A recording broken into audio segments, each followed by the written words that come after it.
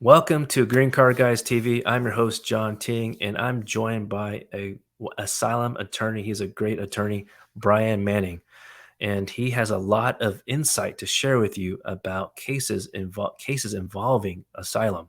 Brian, welcome to the show. John, thanks, man. Thanks for having me. Glad to be with you. Thank you so much for your time. We greatly appreciate it because I know you're very busy, helping a lot of people, especially during these difficult times in America and outside the world. My pleasure. My pleasure.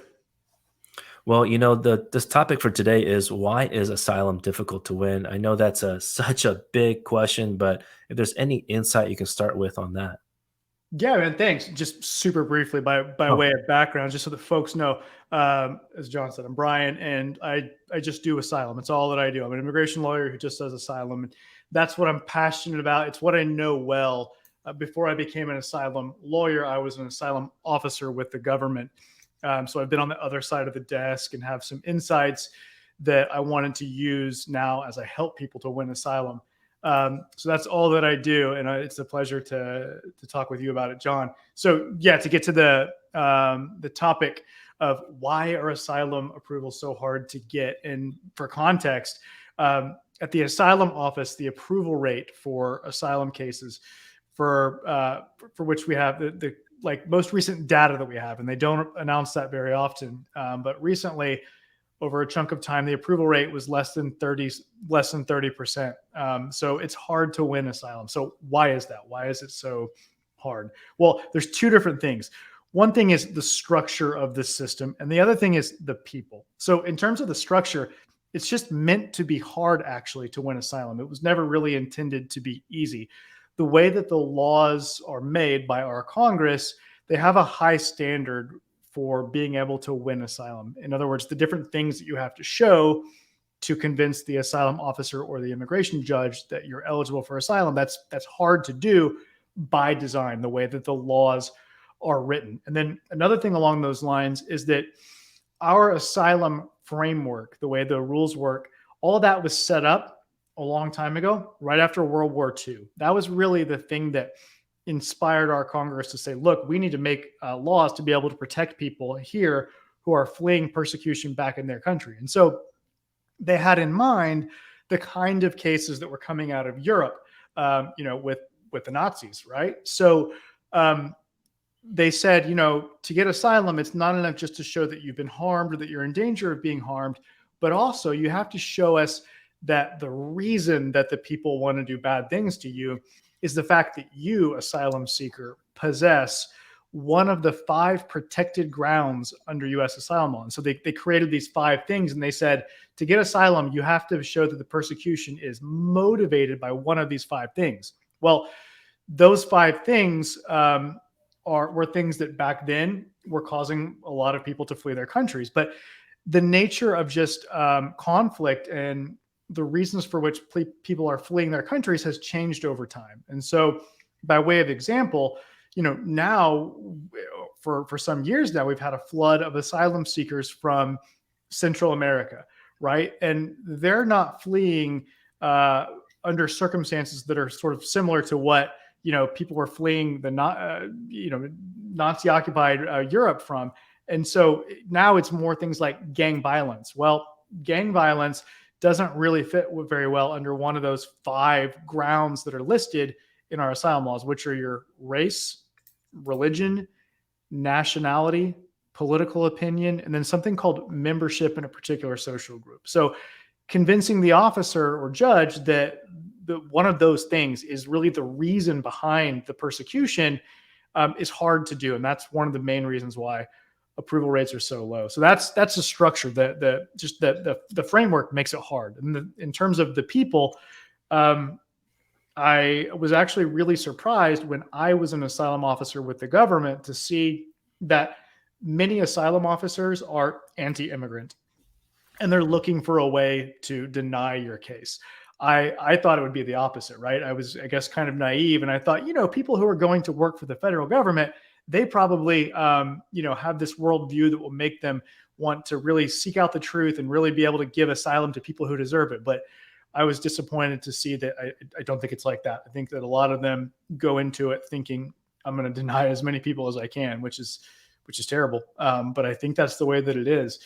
So, that's a part of the problem is the people. And then the question becomes, well, what can you do to overcome these things, right? To overcome the structure that's working against you and to overcome Right. the people that might be working against you. And, we can get into various things, but to sort of put it in like the simplest way is you've got to create a case and present it in a way that shows the officer that you meet all the requirements and that really gives them no excuse to be able to deny you. And you do that in two different sort of phases.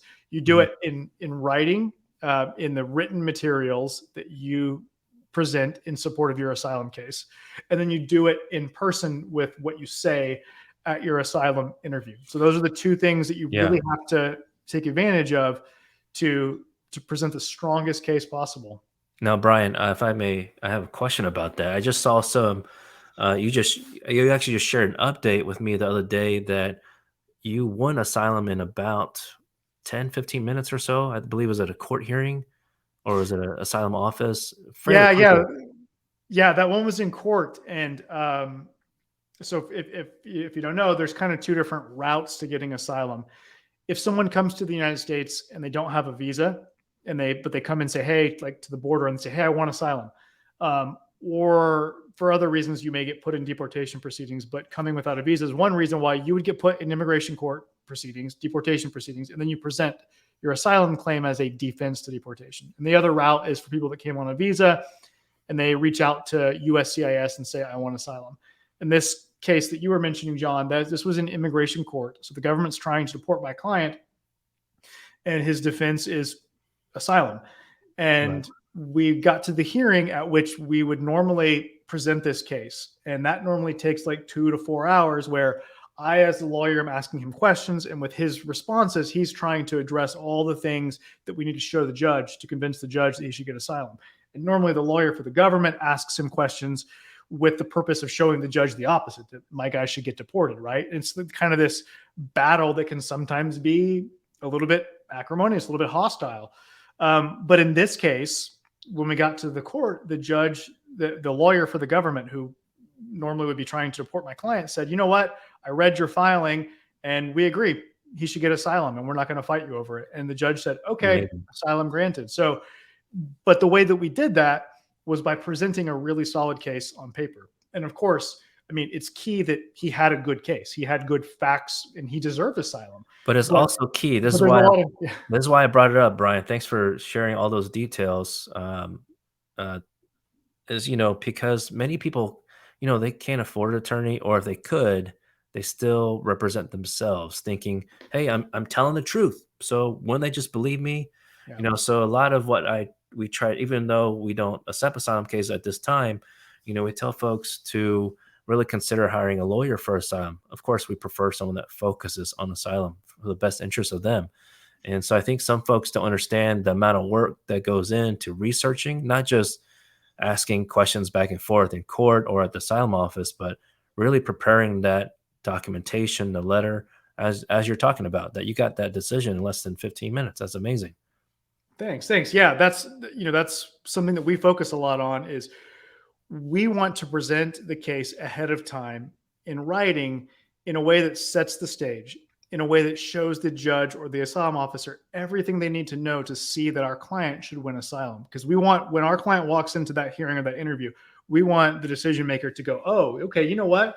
Based on the documents, I already think this person is eligible for asylum. And as long as they say things that line up with what's in the documents, I'm probably going to give it to them. That's our goal.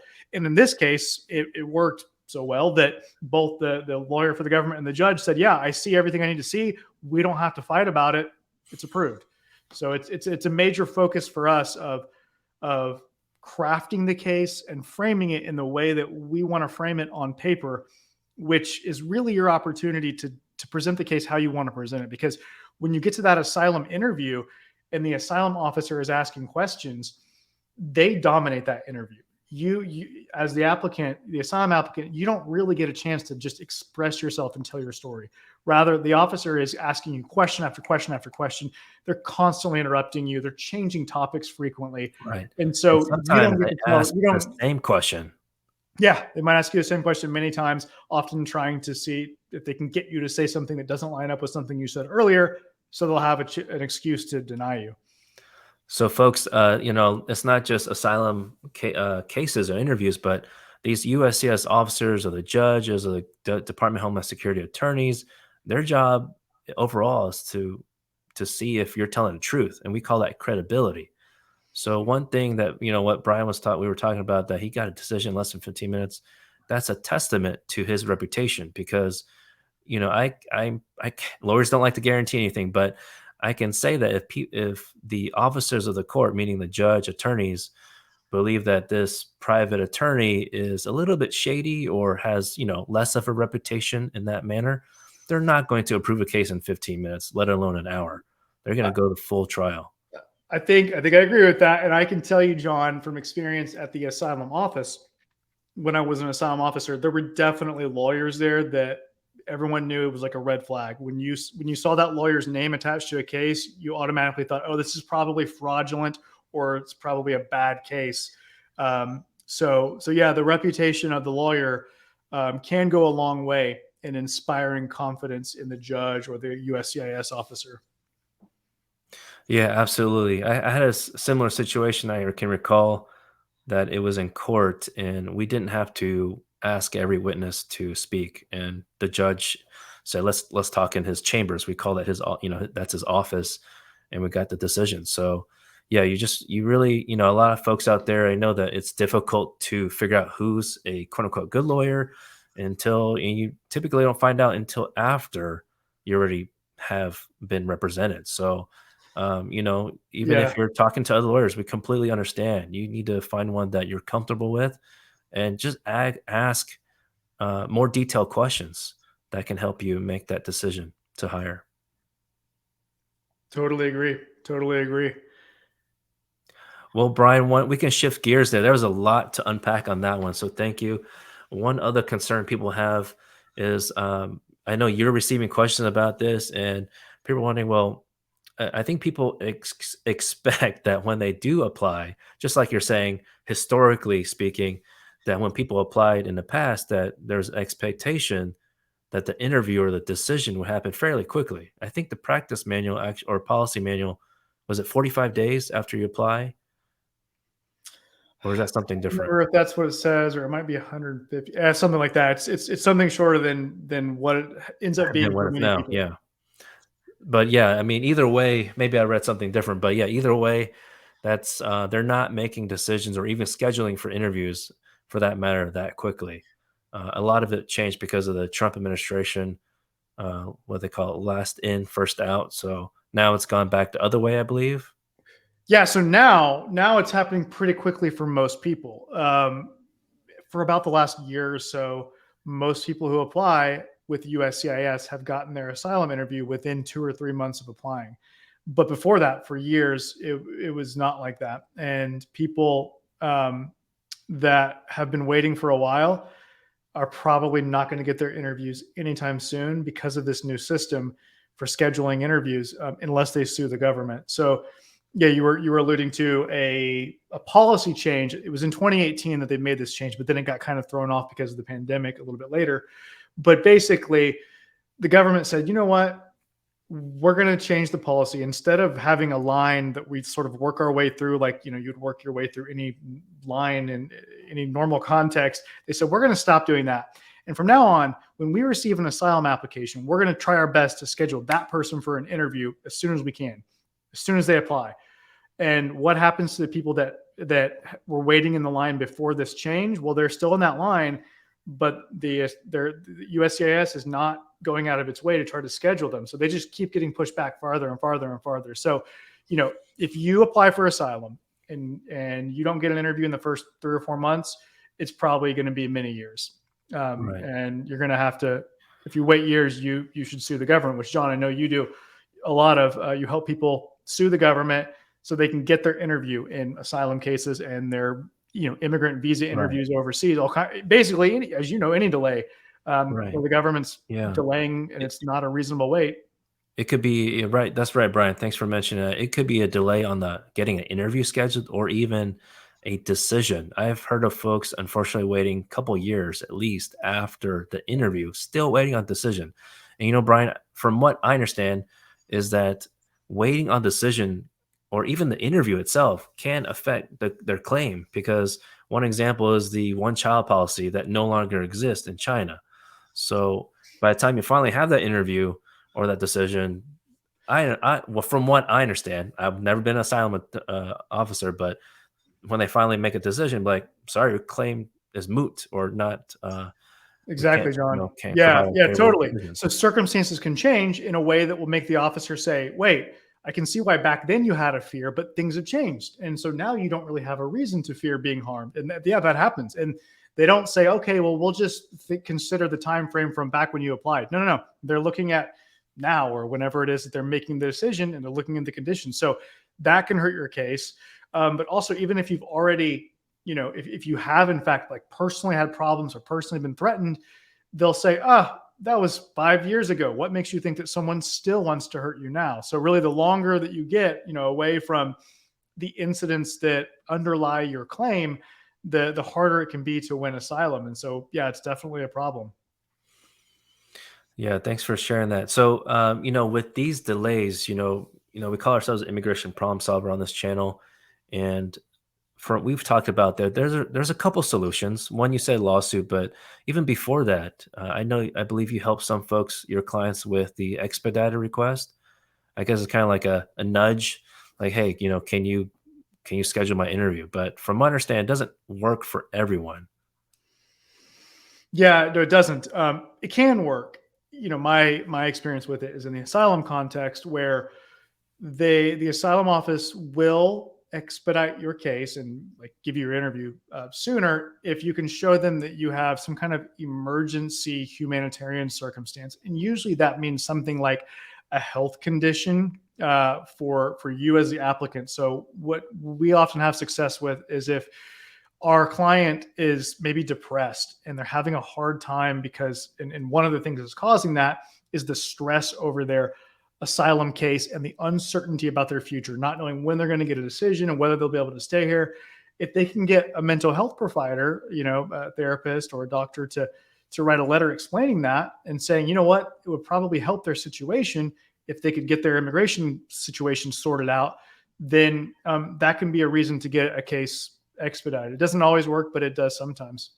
I see. Well, friends, I hope those tips from Brian are helpful because for us, we would love to help everyone, but we just can't. We don't have the capacity. So if, especially if you have a lawyer ready, please consider using those tips. This is not legal advice, but maybe you can use that to file your own expedite request. But still, consider at least speaking with Brian or another asylum attorney that focus only on asylum to help you because you've been waiting many years, most likely, for this interview. Okay, so and I know that a lot of people also have children, especially about to turn 18, and they're going to age out, or I think 21 is age out, from what I understand. So just yeah, especially if you have aging out very soon, you definitely want to consider trying to file expedite, but maybe even expedite. It may not be worth it if you're waiting too long on that decision. You might want to consider the second option, and that's a federal lawsuit against the government. And so the attorney you have needs to it doesn't have to be your attorney who is helping you with the asylum. It could be if they Yeah. have the certification in that court. But we're just two of many attorneys here, and we just want to share with you the possible solutions so you can get that legal status you deserve. John, what you said just spurred a question from me, because when when people talk about possibly suing the government, I imagine you get this question as I do. People always say, "Ooh, but if I sue them, will that hurt my case? Because will it make them mad at me and think, how dare he sue the government?" Which to me is a perfectly reasonable question. I can understand why you would think that. I don't know what it's been like for you, John, when you're talking. When I know you often sue the State Department and other offices within USCIS, as where my experience in seeing lawsuits to get interviews scheduled or decisions issued is just with asylum. And I can tell you with confidence, I don't think I can say with confidence it will not affect your asylum case negatively. The fact that you have sued or threatened to sue, because a couple things. I don't think the asylum officers know that you've sued. So I used to be an asylum officer, and back then we for sure didn't know that. That information did not make it into the asylum file that I was reviewing. So I didn't know that. And I think that it's still that way. I'm not positive, but I think it's still that way. But even if they do know, it's still not a big deal because I think people understand that people want to move on with their lives, right? These asylum applicants, they want to get certainty about their future and be able to plan their lives here. And so it's understandable to do this if you've been waiting for years. So I just don't think it's a big deal. But John, um, what has been your experience with, we're talking about other offices in USCIS and the State Department. Do you think the officers know? And if so, is it ever a problem? I don't believe they know, and that's great to know from your previous experience, Brian. Is that if you knew as an officer reviewing it, interviewing officer, that's great to know it because yeah, we receive that kind of question very often, and it's totally understandable, especially because you don't want a denial letter or decision. But the thing is, if they were going to deny you, in my opinion, they would have done it already. Why make you wait even longer? They'll, I hate to say this, but quote unquote, send you back to your country, as President Trump would say. So why would they wait? Right. So what that means to me is that the government is just unfortunately very unorganized. They don't have a proper tracking system. I say this all the time on the show. It's not like the Domino's pizza tracker, which is pretty good. I mean, they spent millions on it. Imagine if the government were going to spend millions. I highly doubt that. So that kind of give you an idea. And yeah, from my interactions with the government in general, from filing a lawsuit, it's only with the U.S. Attorney's Office. If I had the opportunity to contact the local asylum office or USCIS field office, that'd be great. Then we wouldn't even have to file a lawsuit. So, in my understanding, that kind of information about there being a lawsuit in general, being in the client file, I don't believe so. Yeah. Okay. Mm. Yeah, that's a great question. Another thing that a question that popped in my head when you were saying that earlier, Brian, is that some people call in frustrated, not just with the timing and delay, but they're like, my lawyer doesn't know anything about mandamus lawsuit. How come? He doesn't know any solutions. Look, I'm not trying to say your lawyer is like a bad lawyer or anything just because they don't know that. This is a whole different field, okay? It's not the same as immigration practice area. This is federal litigation. You need to have a separate certification. It's not like automatic with our state license with the state or state bar license. So try not to give your own attorney, if you have one, a hard time about that. Okay, I know it's very easy and people are quick to blame lawyers. Brian, I don't know. Hopefully, you haven't got that experience. I know you do great work, but as you know, as many systems we have internally with our law firms, people are bound to complain. At least it happens. But we try our best to share knowledge, and so yeah, hopefully that helps you. Okay, it can get very easy to get frustrated, but if anything, get frustrated with the government. Okay, you deserve your legal status sooner than later. And friends, I just want to share that here at Ting Law Group, we offer free 15 minutes consultation with one of our attorneys. It may not be with me. It most likely will be one of our stellar associates. So our cares team will help you. And to unlock those free 15 minutes, I'm going to share that secret code with you. So we want to provide basically a loyalty code here with you as you're following our channel. And let me share it with you right here. Okay, so this is the benefits of hiring our team, and then the secret code down at the bottom. Green card guys, you could have guessed it, but share that with the cares team, and they'll try their best to schedule an appointment with our legal team. Brian, thanks for wading through that. And is there a way that someone could, reach out to you or your website?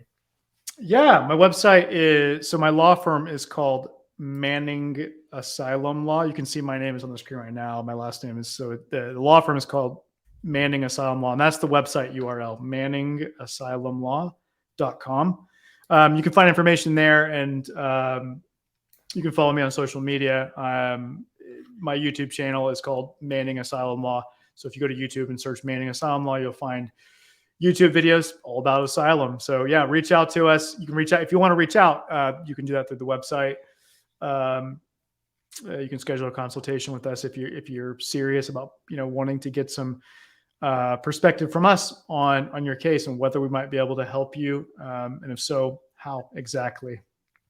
And that's for people, both John, people that are thinking about filing for asylum, as well as for people that have already filed. So there's still a lot that we can do to help people, even though they've already filed, because I promise you there's going to be things that we will want to do with your case that you haven't done by yourself, or that you're even if you have a lawyer or had a lawyer who helped you file, I assure you there's things that we'll want to do to help you increase your chances for success that haven't been done yet in your case. So we're happy to help people in both those situations. Thank you, Brian. I appreciate that. You're one help a lot of people out in the communities and get their legal status. And there's a lot of information out there. Yeah, please visit the website. His website is down below, scrolling, Thank you. I guess, from right to left. And let's see what else to share. There's a lot of information, Brian, but I know you're being too modest. You do also have your own YouTube channel and TikTok. So please find him. I don't know if you have a handle on there. It's different. Yeah. TikTok, the handle is different. It's at Political Asylum Lawyer on TikTok. And Oh, that's John, I very don't know if cool. any of your folks who follow your show are Spanish speakers, but I've also got like a YouTube channel in Spanish and TikTok in Spanish. But yeah, that's so that at Political Asylum Lawyer is the English language TikTok. And some of those are, goofy little TikToks. Yeah. Some of them are a little bit more serious, substantive, where I'm actually teaching Yeah. about something. Uh-huh. Yeah. I need to see some dancing in there, Brian. I've only got like one or two dancing ones. Okay. Okay. Yeah, no problem. Yeah, people give me a hard time and say, John, you gotta start dancing. I'm like, I don't know about that. But yeah, check that out. If you are on TikTok already, you might as well follow us, Political Asylum Lawyer, up Thanks, there. John. And then also here, mine's Green Card Guys _ John. We share a lot of valuable tips on there on YouTube and also TikTok. And there's a lot of tips that we can share, but at least one more, if you don't mind, Brian, is that I think a lot of people have difficulty in deciding when to hire a lawyer or even when to file their application. Some people might not even know that there's a deadline to unlock or take use of utilizing asylum law. They don't know that there's some people don't know that there's a difference, that it's not called asylum if you wait at 1 year after your entry into America. Yeah, really important topic, John, is what we call the 1 year filing deadline.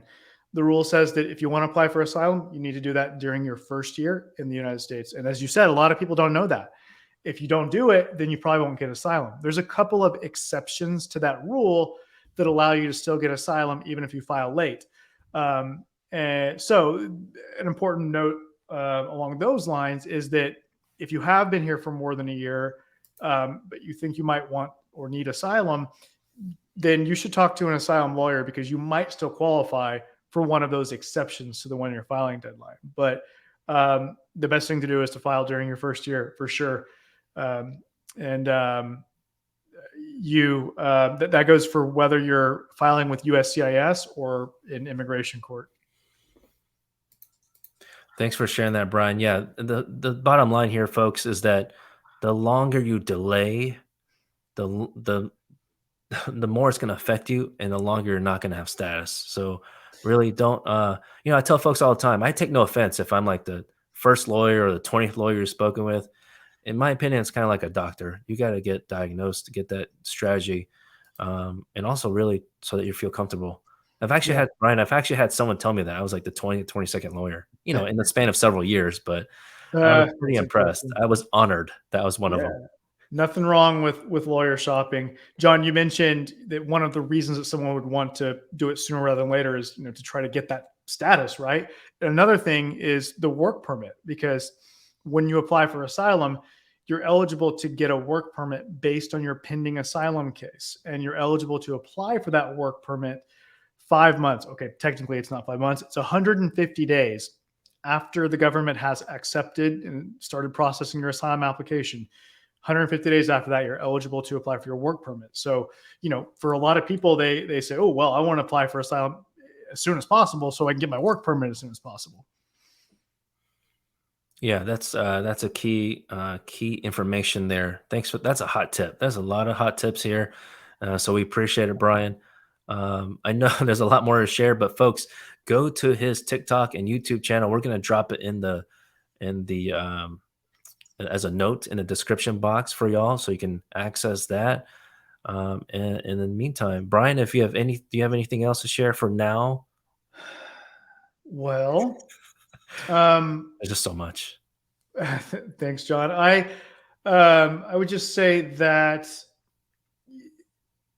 if you are someone who is trying to get status in the United States and you have any fear at all of returning to your country, if you fear something bad could happen to you, then it's probably worth talking with an asylum lawyer to see if you might qualify for asylum, even if you've been here for more than a year. Because, as I said, there are exceptions that a lot of people do qualify for to the 1 year filing deadline. So, you know, if you're afraid to go back to your country, you should talk to an asylum lawyer to see if asylum could be right for you.